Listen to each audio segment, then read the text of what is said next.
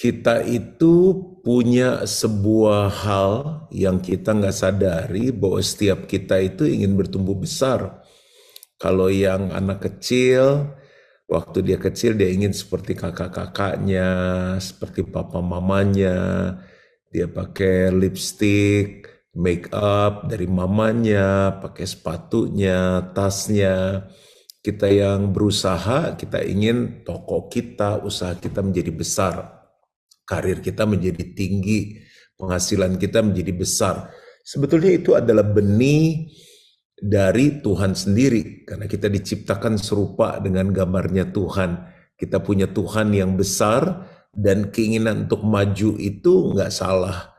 Orang sering bilang gini, ih kamu orangnya ambisian. Nah, ambisi itu bukan sebuah kata yang salah kalau kita lihat di kamus. Yang membedakan adalah ada ambisi yang baik, ada ambisi yang tidak baik.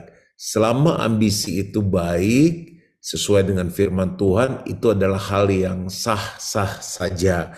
Ya, jadi kita tuh punya Tuhan yang besar. Untuk kita bertumbuh besar, tidak ada yang salah. Nah, kita akan belajar kenapa sih ada orang yang nggak bisa bertumbuh besar di dalam kehidupannya, dalam segala aspek yang dia sedang jalani.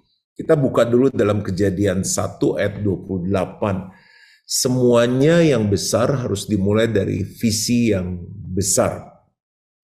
Kejadian 1 ayat 28, firman Tuhan berkata seperti ini.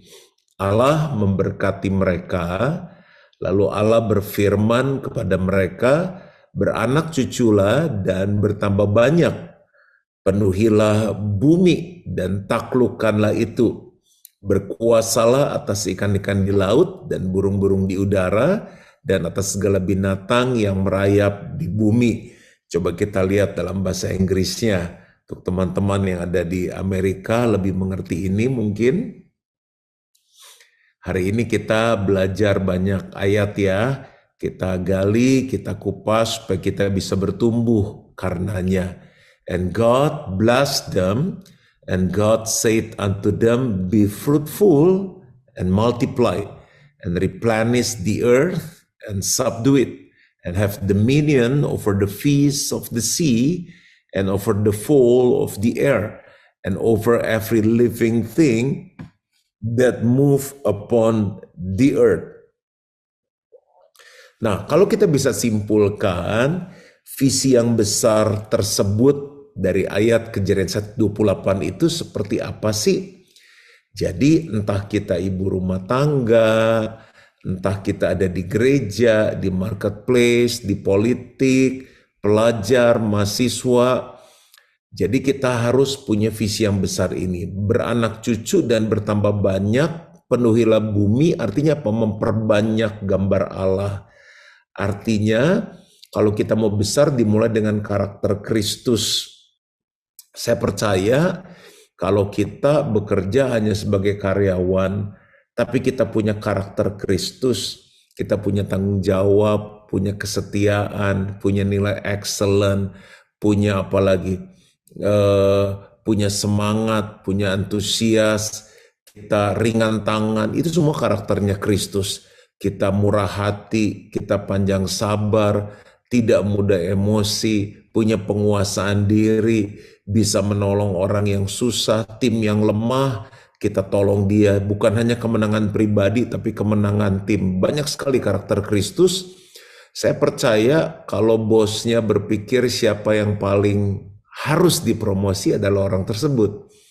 Kalau kita mungkin hanya menjual produk, kita melakukan catering, tapi kalau yang kita fokuskan memperbanyak gambar Allah, makanan kita mungkin tidak semewah yang lain, mungkin tidak semurah yang lain, kelasnya tidak setinggi yang lain, tapi kalau yang serve itu punya karakter Kristus, orang senang deal dengan kita. Tepat waktu, kerapihan, kebersihan. Ini menerjemahkan ayat ini sangat luas sekali. Saya percaya di dalam nama Yesus, semua yang ikut Zoom ini, ikut YouTube ini akan menjadi besar di dalam nama Tuhan Yesus. Jadi yang diperbanyak jangan cuannya dulu. Yang diperbanyak apa? Karakter Allah. Salah satu karakter Allah adalah kasih. Kalau kita melakukan apapun dengan kasih, orang bisa merasakannya. Kalau kita sebagai pemilik bisnis, orang-orang yang bekerja sama kita tuh akan bisa merasakannya. Saya lupa tanya waktu saya tuh berapa lama ya. Nanti jalan terus, Bebas udah ada Pak yang Juan. oh bebas, oke. Bebas. Ya, oke. Luar biasa sekali. Memang Amerika penuh dengan kebebasan yang terarah. Iya, amin. Oke, lanjut. Jadi misalnya ya dulu kita nggak punya staff, kita nggak punya karyawan. Saya lihat orang-orang lain ya, wah hebat-hebat banget ya timnya S1, S2, lulusan Amerika, summa cum laude gitu. Tapi saya ingat firman Tuhan bahwa segala sesuatu itu jangan dikhawatirkan, dibawakan dalam doa. Saya bilang Tuhan, kalau gereja mau bertumbuh, kan perlu pelayan-pelayan Tuhan. Yang volunteers, yang juga secara full time. Kenapa mereka bisa punya orang-orang berkualitas? Kerajaan Allah itu deserve orang-orang yang berkualitas. Jadi saya doa. Dan apa yang terjadi, Tuhan itu sangat baik. Sekarang hampir 100% itu kita dilayani oleh volunteers dan orang-orang yang melayani itu punya kapasitas yang luar biasa. Seringkali karena saya udah percayakan ke HRD, saya misalnya habis travel, pelayanan, saya pulang, saya tanya itu siapa? Oh, orang baru, siapa sih dia? Dan ada juga yang saya temukan waktu saya konseling, ketemu, saya pengen kenalan gitu ya. Dia bilang ya dia lulusannya Amerika, lulusan sarjana, terus dia nggak dapat zaman Tuhan di sana, dia pulang ingin melayani. Saya bilang kamu nggak salah kerja di gereja.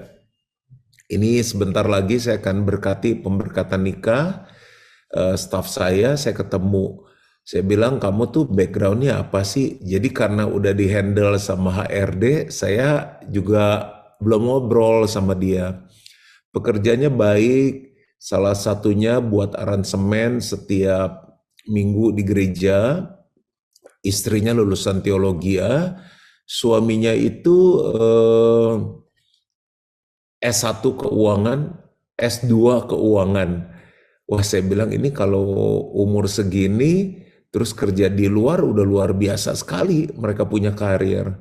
Saya tanya, apa evaluasi selama kerja di Gilgal, kamu gimana?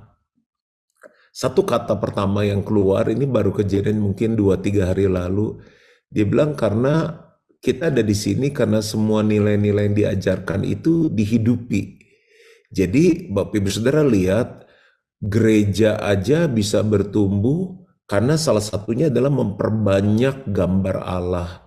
Kita nggak bisa kompetisi sama gereja yang lightingnya lebih bagus, setiap minggu keluarin lagu baru, pendetanya lebih kurus, lebih ganteng, gerejanya AC-nya lebih dingin. Sampai kapan kita mau tanding? Bapak Ibu kan gitu. Kita kerja sama orang, ada yang lebih muda dari kita, ada yang lebih pinter sama kita. Mau cari calon suami, calon istri, selalu ada yang lebih hebat dari kita. Ingat, di atas ketoprak ada kerupuk. Yang paling penting adalah begini, kejar gambar Allah dalam hidup kita. Itu orang Ambon bilang, saya nggak ada lawan. Jadi, perbanyak gambar Allah dalam hidup kita. Yang berumah tangga kalau mau besar, mungkin yang lain bisa sekolahin di 5 universitas terbesar di Amerika yang paling top. Anak-anaknya bisa dapat fasilitas, satu persatu dapat mobil pribadi. Mungkin anak-anak kita naik kendaraan umum, nggak masalah. Tanamkan karakter Kristus dalam hidup mereka. Kita akan lihat mereka jadi besar dalam kehidupan. Kalau di Indo tuh terkenal, saya nggak tahu kalau di Amerika tuh gimana ya. Mereka bilang, ya lu anak-anaknya udah pada jadi orang. Yang belum jadi kan tersinggung, mang anak kita monyet. Jadi nggak usah pusing, mau dikatain monyet atau apapun, yang penting punya gambar Allah. Itu yang pertama. Jadi visi yang besar, jangan cuan dulu, jangan karir dulu, Jangan suami yang ganteng dulu, perbanyak gambar Allah. Itu akan menarik banyak orang, menarik banyak berkat dalam hidup kita. Yang kedua, taklukkanlah. Kan kadang baca Kejadian 1 ayat 28 suka bingung. Taklukkanlah artinya apa? Mempengaruhi dengan kebenaran. Kita lihat sekarang lewat sosmed ya, yang terjadi itu orang ngomong apa kita percaya. Katanya makan cicak nanti kankernya sembuh, minum air kencing sendiri, lalu makan pete yang banyak, nanti ginjalnya sembuh. Yang ada berantem suami istri, lu bau lu, jangan tidur kamar sini lu. Jadi kita dengan mudah percaya. Nah lalu kita harus gimana? Menurut saya Tuhan bilang waktu kita bilang kamu adalah garam, ibu-ibu di sini yang pintar masak siapa ya? Kan nggak mungkin masak sop sepanci, garamnya seember. Cukup sesendok, tapi memberi rasa bagi sop itu. Yang penting jangan lupa dikasih garam. Rumah kita misalnya ukuran 50 meter persegi, apartemen kan mahal di sana. Ada satu cerita lucu, saya suka jalan pagi sama tetangga saya. Saya bilang, kok anaknya berapa? Dia cerita lah, sekarang di mana? Kerja, kuliah. Kan kita harus kenal orang dong sebelum cerita tentang Yesus. Dia bilang anak saya di Amerika tuh gak mau pulang-pulang di New York. Papanya punya usaha, dia gak mau pulang. Ini sama sekali gak ada cerita, ini pas bisa pas lagi ceritain New York. Terus dia, wah udah susah lah pokoknya kuliah, sukses, gajinya tinggi, dia bilang mau kerja di sana. Terus nggak lama ngobrol, gimana perkembangan anak kamu di sana? Baru pulang tuh. Kenapa pulang? Dia bilang nggak cukup gajinya gede, pengeluarannya gede katanya. Sewa apartemen berapa ribu sebulan, buat hidup segala. Akhirnya nggak bisa nabung. Dia bilang lebih enak pulang katanya, tinggal di rumah papa, bisa kerja dapat gaji. Ada satu kesalahan terbesar dari anak itu menurut saya. Dia nggak ketemu Pastor Yongki. Kalau ketemu Pastor Yongki, saya rasa masalah selesai. Ketemu apartemen lebih murah, ketemu Tuhan. Nah, itu kenapa? Dia dipengaruhi. Jadi kalau kita punya pengaruh yang benar, ketemu komunitas yang benar, itu hidup akan berubah. Dia mungkin bisa terus ada di Amerika. Nah, apa yang saya mau coba sampaikan, sementara sosmed, pergaulan kita mempengaruhi kita dengan hal-hal yang tidak benar, kita tuh garam, kita itu terang. Kenapa enggak kita pengaruhi mereka? Kalau lihat sosmed saya di TikTok, di Instagram, jangan lupa follow back kakak. Itu tiada hari saya posting ayat, saya posting khotbah, saya posting dengan nilai-nilai. Kenapa? Sementara orang banjiri dunia dengan banyak hal yang nilainya nggak jelas, kita banjiri dengan kebenaran. Ibu-ibu, mahasiswa, pelajar, orang tua, entah caranya bagaimana mempengaruhi dengan kebenaran. Jadi fokusnya jangan uang dulu, jangan cuan dulu. Gini, bagaimana nilai-nilai kebenaran bisa keluar lewat hidup saya dan mempengaruhi. Nanti karirnya Tuhan yang angkat. Karena garam-garam seperti ini dibutuhkan oleh Tuhan. Karena dibilang kamu adalah garam dunia. Dengar baik-baik, karir kita, bisnis kita skalanya bukan lokal hanya New York. Akan nyampe ke West Coast, sampai ke Mid, sampai ke Asia Pasifik, sampai ke ASEAN, sampai ke Jakarta. Kelasnya dunia. Kamu adalah garam dunia. Kamu adalah terang dunia. Yang ketiga, visi yang besar adalah gini, berkuasalah. Tadi beranak cucu, bertambah banyak, penuhi bumi. Yang kedua, taklukkanlah itu. Yang ketiga adalah berkuasalah. Nah, kalau kita sudah diangkat oleh Tuhan, jangan lupa mengelola dengan baik, adil dan bijaksana. Mengelola dengan baik, adil dan bijaksana. Segala sesuatu kita akan kehilangan segala sesuatu yang kita nggak kelola dengan baik. Kita manage, kita rawat.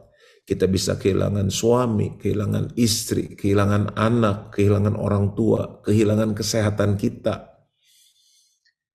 Saya semenjak ngerti kebenaran ini mungkin sudah 20 tahunan ya. Dari umur 29 tahun setiap tahun tuh rutin check up. Dan dokter bilang ditambah setahun 2 kali. Monitor asam uratnya, monitor ginjalnya, monitor semuanya. Orang berpikir masih muda. Biasanya jam segini saya udah di tempat fitness. Tapi hari ini kan khotbah dulu. Nanti janji PT-nya jam 9. Tiada hari tanpa olahraga, satu rest day. Hari Minggu khotbah kan udah 5 kali. Jadi kita harus kelola. Nah, ada banyak orang nggak bisa jadi besar karena dia nggak bisa kelola apa yang Tuhan percayakan. Firman Tuhan bilang setiap perkara kecil Tuhan kasih perkara yang besar. Saya masih lakukan kunjungan, saya masih doakan orang sakit, saya masih ngubur, saya masih berkati pernikahan. Walaupun jemaat bertumbuh, karena Tuhan bilang gini, kamu tuh punya visi mengelola. Jadi jangan pernah gengsi untuk melakukan hal yang kecil dalam kehidupan. Ini baru awal khotbah. Jadi Tuhan berikan tanggung jawab yang besar pada setiap kita. Makanya jangan suka pandang remeh orang lain. No play-play. Semua anaknya Tuhan, Bapa ingin setiap kita jadi besar. Nah, manusia pertama diciptakan oleh Tuhan itu dikasih visi yang besar tapi gagal. Gagal, dan karena gagal itu dunia kacau. Kita lihat Kejadian 3 ayat 16 sampai 19. Firman-Nya kepada perempuan itu, susah payahmu waktu mengandung akan kubuat sangat banyak. Dengan kesakitan engkau akan melahirkan anakmu, namun engkau akan berahi kepada suamimu dan ia akan berkuasa atasmu. Lalu firman-Nya kepada manusia itu, karena engkau mendengarkan perkataan istrimu dan memakan dari buah pohon yang telah kuperintahkan kepadamu, jangan makan daripadanya, maka terkutuklah tanah karena engkau. Dengan bersusah payah engkau akan mencari rezekimu dari tanah seumur hidupmu. Semak duri dan rumput duri akan dihasilkannya bagimu, dan tumbuh-tumbuhan di padang akan menjadi makananmu.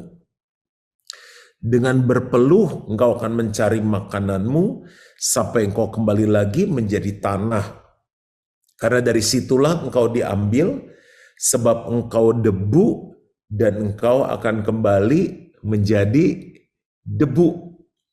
Nah, coba lihat kenapa hal ini terjadi dalam hidup kita. Gimana bro kabar? Aduh, mabok nih, pusing nih, susah cari uang. Mulai sekarang jangan ngomong susah cari uang, benar-benar susah. Tes. Cari uang gimana? Boleh tulis di chat. Gampang? Di Amerika gampang nggak?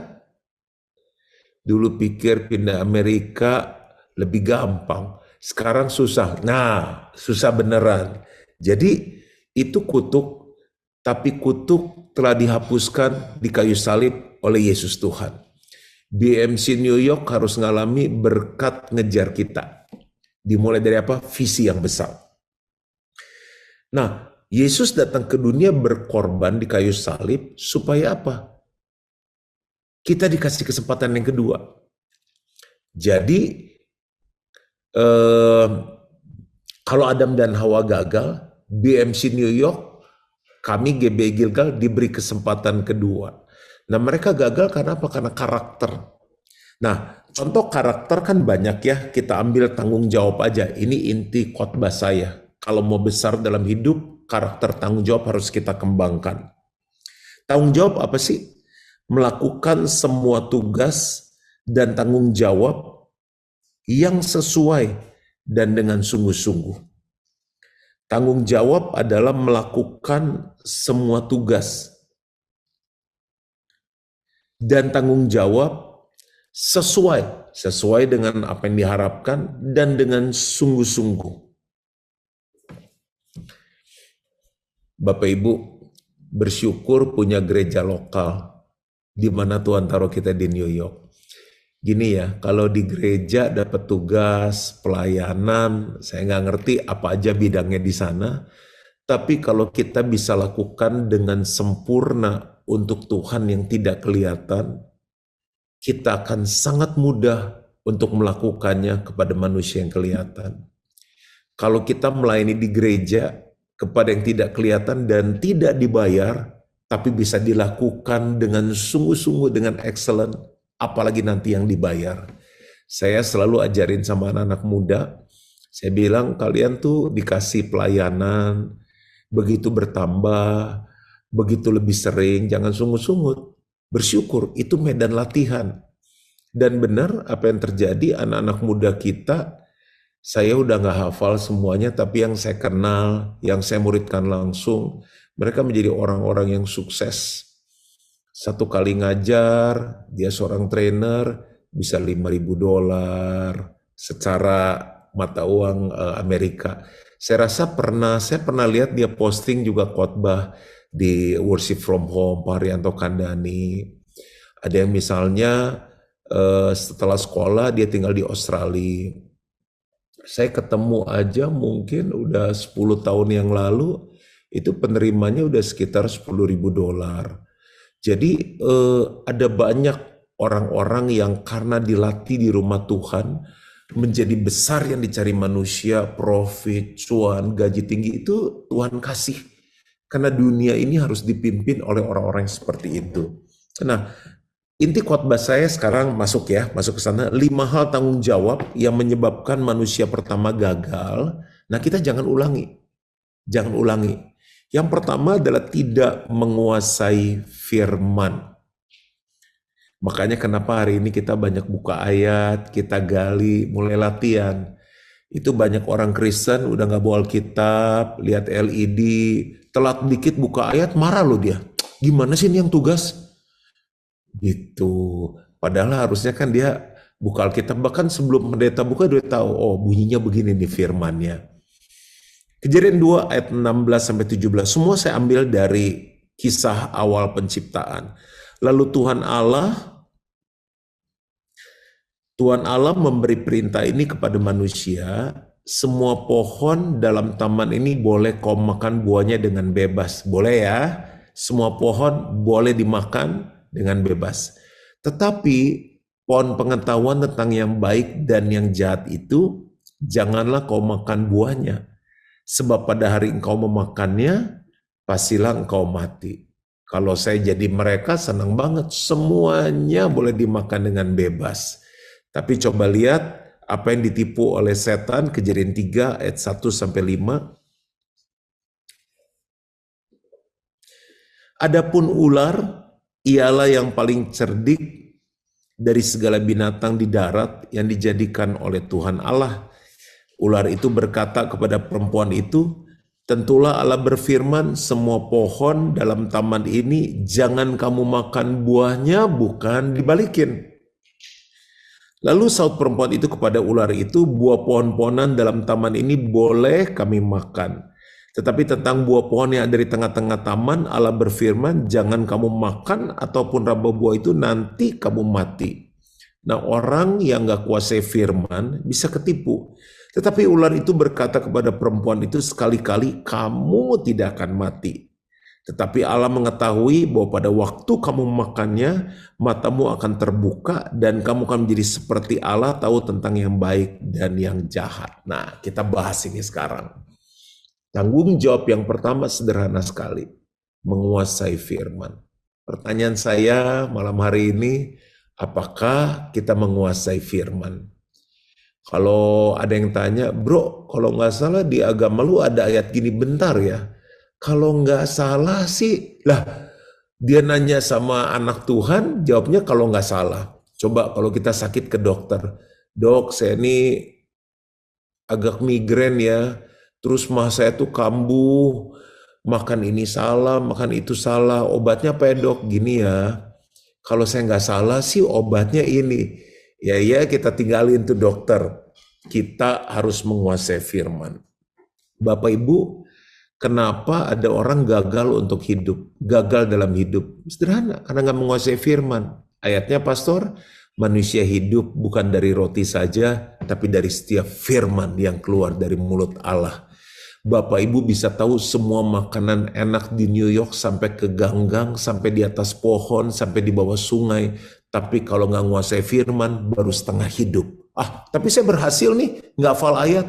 Di mata manusia berhasil, di mata Tuhan tidak berhasil. Kamu cuma good, not great. Pertanyaan saya gini, BMC New York mau good atau great? Kan ada good, ada better, ada best atau great kan? Pilih great lah. Kuncinya apa? Menguasai firman. Kenapa ada orang hidup nggak maju-maju? Jalan di tempat. Kenapa nggak maju? Bisnisnya nggak maju, bidang-bidang lain nggak maju dalam hidupnya, pelayanannya nggak maju. Karena tidak menguasai firman. Ayatnya pastor, firman-Mu pelita bagi kakiku, terang bagi jalanku. Jadi jalan kan gini, tek, tek, tek, tek, tek, tek. Kalau gelap, kita bingung mau jalan kemana. Akhirnya jalan di tempat, bisnisnya jalan di tempat, karirnya jalan di tempat. Siapa yang ikatan gak bebas-bebas, jatuh di dosa yang sama, jatuh di kelemahan yang sama. Marah, bukan hanya marah, amarah. Amarah bedanya apa sama marah? Berseri kalau marah. Pakai kekerasan, emosi, sampai dendam, sampai kepahitan, sampai kecewa. Firman Tuhan bilang ini, kalau kamu mengenal kebenaran, kalau kamu menguasai firman, kebenaran itu akan memerdekakan kamu. Orang yang menguasai firman, itu kelemahan, ikatan lepas dari tas, tas, tas, tas. Kenapa sih keluarga gagal? Kenapa keluarga nggak bisa jadi besar? Karena dia terikat. Ada banyak orang bisnisnya udah besar. Saya baru layani seorang, dia punya uang cash 1 triliun. Barusan harus jual banyak, kenapa? Judi. Terikat. Kristen tapi tidak menguasai firman. Udah besar, turun lagi, nggak jadi besar. Kenapa? Karena tidak menguasai firman. Nggak ada amin nih dari tadi, saya kasih ayat terus loh sampai amin baru poin pertama. Ini udah jelas sekali, udah bagus sekali ini khotbahnya. Kenapa manusia, orang cerai kenapa sih? Karakter. Oh enggak, dia selingkuh kan karakter, nggak setia. Kenapa orang cerai? Oh, saya nggak tahan sama dia. Cerewetnya minta ampun. Karakter apa? Nggak ada penguasaan diri. Udah, yang penting gua rasa apa, gua ngomong. Yang penting gua lepas, lega. Lu lega, dia sesek. Lu lepas, dia mabok. Jadi karakter. Kenapa orang gagal besar dalam hidup? Karena karakter.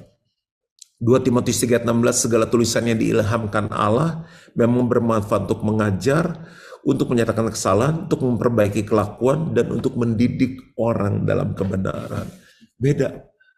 Orang menguasai firman sama enggak, beda.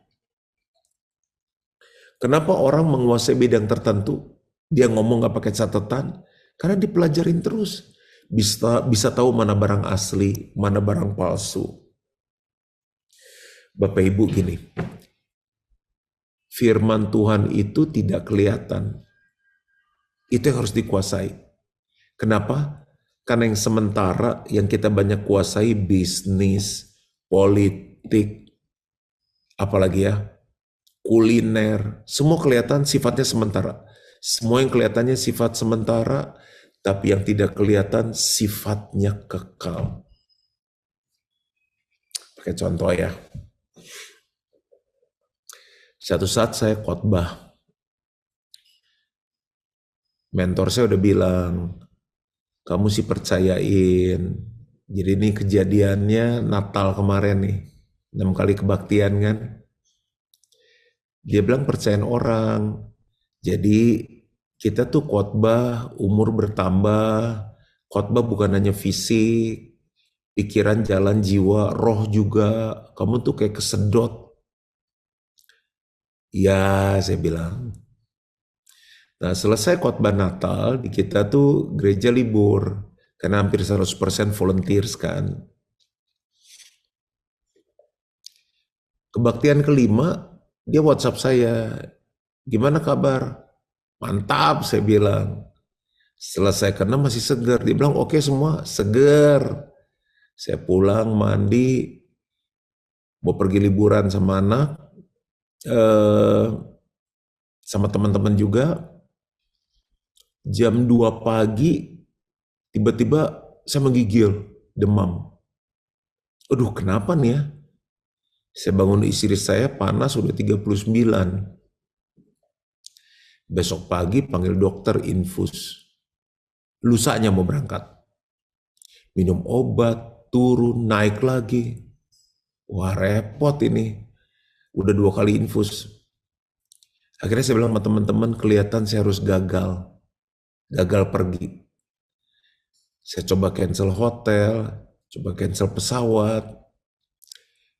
Nah, ada satu dokter yang langganan saya tuh bukanya malam, pesawatnya sore. Keingat ada satu dokter yang bisa buka siang. Saya pergi nih, masih dalam keadaan demam, panas. Dokternya periksa saya, "Dok, ini saya mau pergi gagal." "Kenapa gagal?" Dia bilang. "Pergi aja." Saya bilang, "Dokter, ngaco atau benar ya?" Dia bilang gini, "Saya kasih obat kamu, saya suntik, jalan nanti malam." Udah disuntik di perut, suntik di mana saya lupa, di pantat atau di mana, kasih obat 2, masih demam. Terus saya bilang ini, "Dok, dokter yakin?" Dia ngomong satu kalimat, "Saya jamin kamu sembuh. Berangkat." Saya bilang sama sekretaris saya, tiket nggak jadi cancel, hotel nggak jadi cancel. Saya bilang sama teman-teman, saya berangkat. Dalam perjalanan pulang, masih demam nggak? Masih. Bener, tambah sore, sembuh. Saya bilang, dahsyat tuh dokter. Nah, beda cerita, kalau hari itu, saya telepon Pastor Yongki. "Pastor Yongki, menurut Pastor Yongki, saya berangkat nggak ya?" Wah, kalau saya jadi pastor sih, jangan. Kenapa? Karena Pastor Yongki tidak sekolah dokter. Orang yang sekolah dokter dengan yakin bilang ini, "Saya jamin di hidup saya." Yang ngejamin hidup cuma satu, Tuhan Yesus, yang kedua penipu. Tapi karena dia dokter, dia kuasai firman-Nya. Kenapa banyak kita gagal dalam pernikahan, gagal dalam cari jodoh, gagal dalam bisnis, gagal dalam banyak hal, nggak bisa maju, nggak bisa besar? Simple. Karena kita tidak menguasai firman. Firman Tuhan kelihatannya cuma tulisan, tapi firman Tuhan hidup dan berkuasa. Firman Tuhan kelihatannya cuma tulisan, tapi firman Tuhan tidak pernah gagal. Firman Tuhan kelihatannya cuma tulisan, tapi waktu dia bersabda untuk hidup kita, Tuhan yang berfirman, Tuhan yang menepati. Apa yang keluar dari mulut Allah tidak akan kembali dengan sia-sia. Ada satu hal yang kita bisa bawa pulang hari ini, kuasai firman. Kuasai firman. Langit dan bumi. Kenapa orang mau main ke Amerika? Kenapa orang mau lihat gunung, lihat pantai? Dunia nggak berbentuk, tapi waktu Allah berfirman, jadilah terang, terang itu jadi. Jadilah gelap, gelap itu jadi. Kenapa kita ke kebun binatang? Firman Tuhan bilang, jadilah binatang-binatangnya ada, dan itu ada. Pertanyaannya hari ini, apa yang belum jadi dalam hidupmu saat ini? Tuhan mau BMC New York jadi besar. Tuhan mau semuanya ikut Zoom, ya ikut YouTube jadi besar. Kuasai firman. Jadi BMC New York nggak boleh ngomong lagi nih, kalau nggak salah nggak boleh, harus dikuasai. Saya jamin kamu sembuh, sehat sekarang, bisa khotbah. Yang kedua, amin lah, udah bagus sekali nih khotbahnya, udah semangat. Amin lah, tulis di chat. Nah, kasih Bu Dewi. Sebentar.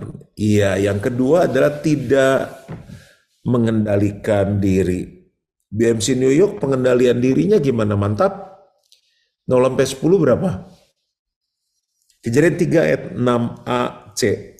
Perempuan itu melihat bahwa buah pohon itu baik untuk dimakan. Kelihatan baik untuk dimakan dan sedap kelihatannya.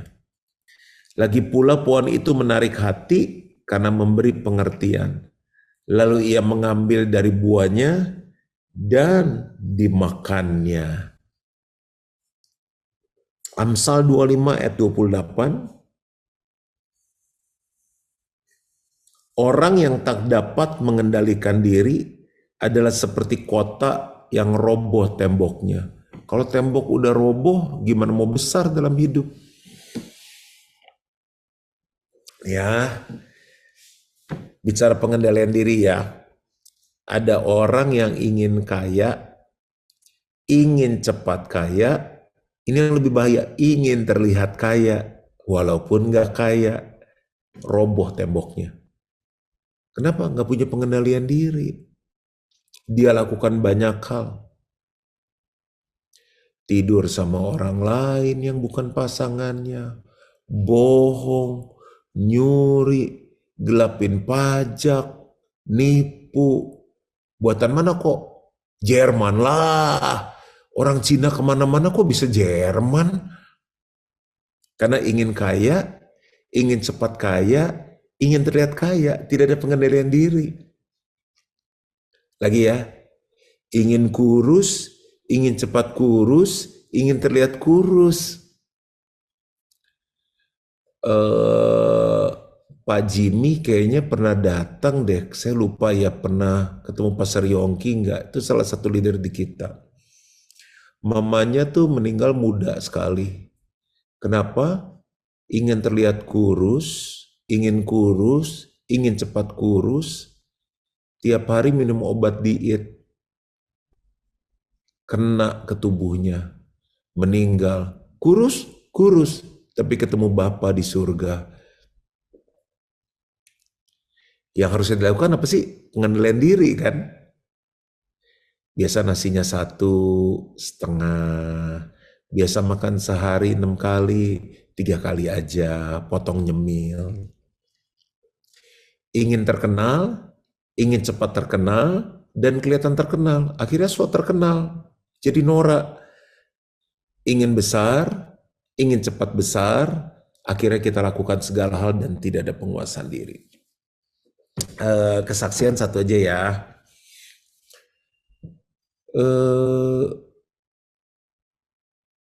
Kita kalau jadi pendeta ya, kalau ketemu orang ditanya, jemaatnya berapa? Kan orang cuma nanya ya, tapi bagi seorang pendeta tuh terusik dia. Kebaktiannya sudah berapa kali? Cabangnya sudah berapa? Kenapa saya kasih contoh pendeta? Supaya nggak pada tersinggung. Ya, jadi ntar terjemahin sendiri. Oh, masih nyewa ya? Kan dia cuma ngomong kan? Tapi itu jelek. Baru punya gedung aja sombong. Nah, akhirnya banyak tawaran-tawaran yang membuat kita kalau nggak mengendalikan diri, kelihatannya bisa di mata orang besar banyak, tapi sebetulnya nggak great di hadapan Tuhan. Kan tema khotbah kita how to be great in life. Misalnya contoh, seorang konglomerat bertobat di gereja kita. Pastor, pokoknya di mana aja pastor lihat yang punya grup kita, saya kasih. Tanah nih dikasih 4.000 meter. Bagaimana kita harus bilang terima kasih Pak, kami belum ada rencana buka cabang di sana. Itu nggak gampang. Kalau saya nggak punya penguasa ini kan ambil aja dulu, ya kan, urusan nanti. Ternyata gembalain satu aja nggak gampang, gimana gembalain banyak. Makanya orang udah buka cabang banyak tutup. Ini deh satu cerita ya. Kita lagi duduk di pesta, ada seorang pengusaha duduk di sebelahnya Pak Jimmy. Dia tanya, Pak Jimmy kan selalu nginjil kan, emang gerejanya di mana? Cerita, perlu gedung nggak katanya? Saya punya tanah tuh 1 hektar buat gereja. Oh perlu dong, kita kan udah penuh kan, udah sampai tempat parkir. Pak Jimmy, saya duduk di meja lain, dia WhatsApp saya. Bisa ke WC nggak sebentar? Saya bilang kok cowok genit ya, kencing ngajak bareng ya. Ya udahlah temenin, ya kencing lah. Terus udah mau temenin ke WC, kok nggak kencing? Bro, sini bro katanya. Katanya mau kencing. Enggak. Ada mau ngasih tanah 1 hektar nih, lokasinya bagus katanya. Terus akhirnya kita nggak jadi kencing, kita balik lagi. Dijanjilah ketemu. Jadi saya buat tim lihat tanah itu. Pas sampai ke tanah itu, kita turun mobil, rupanya di sebelah ada gereja kecil, GBI pula. Saya kan ketua kan, salah satu ketua. Dia dada-dada pastor. Dia nggak tahu bahwa kita dikasih tanah 1 hektar di sebelahnya. Begitu saya lihat mereka dada-dada, saya lihat gereja kecil, saya tetap turun lihat dan saya bilang gini, thank you, saya nggak ambil tanahnya. Saya dibego-begoin. Yang tim panitia, kita lagi perlu gedung, dikasih gratis, nggak mau ambil. Saya bilang gini, buat apa kita besar, tapi merusak orang lain. Saya bilang nggak semua berkatnya kita. Dan saya tambah dibegoin lagi, akhirnya kita ambil tanah yang kita bayar dan nyicil. Begitu tanda tangan, gereja tutup karena COVID. 2 tahun gak ada kebaktian, lagi nyicil pula. Di mata dunia, saya bego. Tapi di mata Tuhan, saya besar. Buat apa saya besar di mata dunia, tapi saya dikutukin mata tangga. Gara-gara Gilgal, gereja kita kesedot, gereja kita tutup. Jadi gini, untuk besar perlu punya penguasaan diri. Sampai sekarang Tuhan gak pernah meninggalkan kita. 17 bulan lagi topping off GC2. Kebutuhan masih banyak, tapi saya percaya dia Tuhan yang besar. Dia pengen anak-anaknya besar. Yang ketiga, tanggung jawab apa sih yang gagal dari manusia pertama sampai mereka gak bisa jadi besar? Tidak berfungsinya peranan dalam keluarga. Besar gak dimulai dari akun bank, account kita di bank. Besar dimulai dari keluarga. Ada banyak orang kejar besar di rekening bank, tapi mereka gagal dalam keluarga. Anak-anaknya kecewa, gak setia dalam pernikahan dan banyak hal. Kalau harus pilih, pilih keluarga. Karena kalau kita setia dalam perkara kecil di keluarga, Tuhan akan kasih perkara yang besar. Kejadian 3 ayat 6c dan d.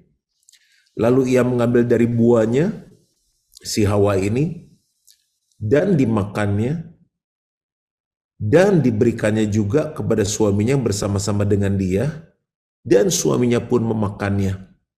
Karena saya ulang sekali lagi ya, lalu Hawa mengambil dari buahnya dan dimakannya, dan diberikannya juga kepada suaminya yang bersama-sama dengan dia, dan suaminya pun memakannya.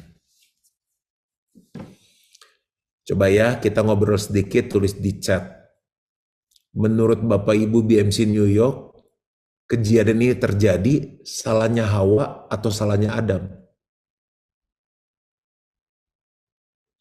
Yang Hawa tolong tulis, yang Adam tolong tulis. Menjelang pemilihan presiden jangan golput. Coba kita lihat. Pastor Yongki salah Adam. Dua-duanya Evelyn lebih rohani. John, Adam. Kok nggak ada yang nyalain ular ya? Salah dua-duanya.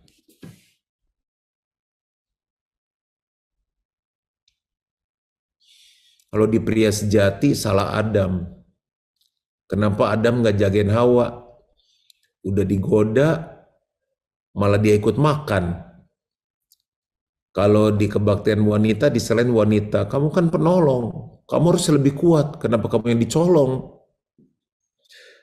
Ada yang lebih rohani, nyalain ular, gara-gara setan. Udahlah, masalah kita karena suka cari siapa yang salah. Gak usah cari siapa yang salah. Yang penting jalan keluarnya. Kalau semua orang berfungsi, tidak akan ada yang salah. Jadi, saya bahasanya dari sisi saya ya. Gembalain jemaat nggak gampang.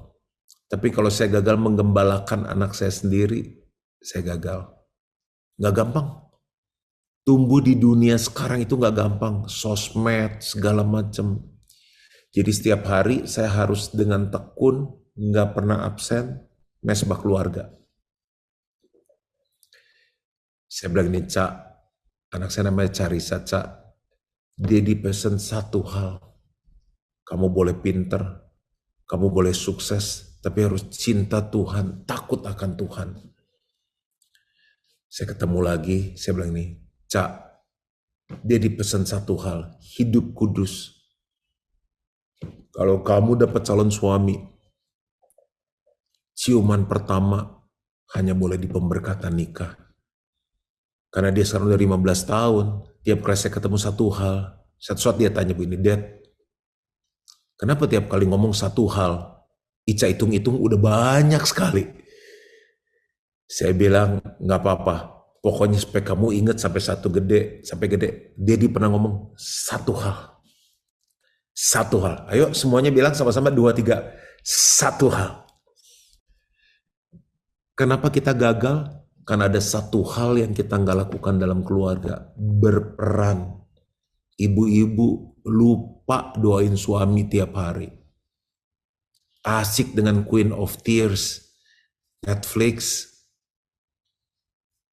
Oh, nggak nyampe ke New York ya Netflix ya. Bapak-bapak, berperanlah tiap hari. Saya kalau lagi keluar kota, keluar negeri, kemanapun, video call. Teknologi sangat menolong kita. Jangan sampai kita gagal karena istri tidak berperan, bapak tidak berperan, orang tua tidak berperan. Saya sangat percaya BMC New York akan jadi great. Setiap kita yang ada akan jadi great kalau kita berperan di dalam keluarga. Saya belum menikah, masih single, masih anak, sederhana. Hormatilah orang tuamu, karena panjang umurmu di bumi dan kau akan diberkati dalam segala hal. Belum menikah, jadi anak, tapi berperan. Itu kunci besar dalam hidup. Yang keempat, tidak jujur. Kejadian 3 ayat 11-12. Tenang, saya sudah mau selesai 2 poin lagi. Yang tidur boleh bangun. Kejadian 3 ayat 11-12. Firman-Nya, siapakah yang memberitahukan kepadamu bahwa engkau telanjang? Apakah engkau makan dari buah pohon yang kularang kau makan itu? Manusia itu menjawab, perempuan yang kau tempatkan di sisiku, dialah yang memberi dari buah pohon itu kepadaku, maka ku makan. Ya, saya sederhanain ya. Tuhan cuma tanya gini, Dam, kamu makan ya? Dia nyalain orang lain. Sebetulnya kan jawabnya sederhana, Dam, kamu makan ya? Iya Tuhan, sorry, kemarin gak tahan waktu lihat, pengen banget. Saya rasa Tuhan langsung ampuni Adam, dan kita gak harus menanggung semua kutuk yang ada di Kejadian 3 yang tadi kita baca. Iya, saya salah, saya minta maaf. Iya, saya salah, saya minta maaf. Yo, Bapak Ibu jujur enggak? Sama klien, sama pasangan, sama Tuhan. Hidup kita tuh kayak pipa ya. Waktu kita nggak jujur, kita tuh nimbun kotoran di dalam. Gimana berkat mau ngalir? Gimana kreativitas mau ngalir? Gimana hikmat mau ngalir? Orang itu dibayar besar yang pertama karena menyelesaikan masalah kan. Masalah selesaikan apa? Karena hikmat. Kalau banyak nggak jujur, pipanya kotor, banyak sumbetannya, gimana hikmat mau ngalir? Oh tapi dia pintar sekali pastor. Baca Yakobus 4. Ada hikmat dari dunia, ada hikmat dari Tuhan, ada hikmat dari diri sendiri, ada hikmat dari setan.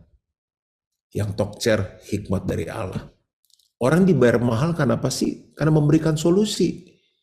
Solusi datangnya dari siapa? Dari Tuhan. Kalau hidupmu nggak jujur, itu kayak pipa banyak kotorannya, gimana solusi mau turun? Dari Tuhan. Kendala orang nggak bisa besar dalam hidup karena gagal untuk jujur dalam kehidupan. Ya katakan ya, tidak katakan tidak, selebihnya iblis ambil bagian. Kita ke rumah orang, ditawarin makan pas mereka lagi makan, Ayo makan, ayo makan. Jangan bilang, aduh nggak deh kita udah kenyang. Loh, udah makan? Udah. Kenyang bohong, udah. Kapan makannya? Barusan. Di mana? Tuh, di sana 4 kali bohong. Mendingan jujur. Yuk makan, ayo kenyang kita. Yang kelima. Saya selesai di sini. Tanggung jawab yang gagal dilakukan oleh manusia pertama tidak bertanggung jawab atau menyalahkan orang lain. Kejadian 3 ayat 13 ini ayat saya yang terakhir. Kemudian berfirmanlah Tuhan Allah kepada perempuan itu, apakah yang telah kau perbuat ini? Jawab perempuan itu, ular itu yang memperdayakan aku, maka ku makan.